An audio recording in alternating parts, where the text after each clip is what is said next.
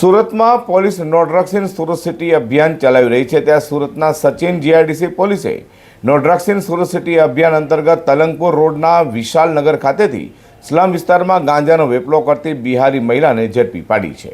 Surat police commissioner Anupamsinh Gehlot દ્વારા નો drugs in Surat city અભિયાન ચલાવવા આવેલી સૂચનાને લઈને સંયુક્ત પોલીસ કમિશનર સેક્ટર 2 કેન્ટ Damor, DCP zone 6 Rajesh Parmar, ACP J division AC તરાડિયાના માર્ગદર્શન હેઠળ સચિન જીઆઈડીસી પોલીસ પથકના પીઆઈ કે ગોહિલ અને સેકન્ડ પીઆઈ પરમારની ટીમ મુજબ પીએસઆઈ એચઆર પટેલના માર્ગદર્શન હેઠળ પેટ્રોલિંગમાં હતી।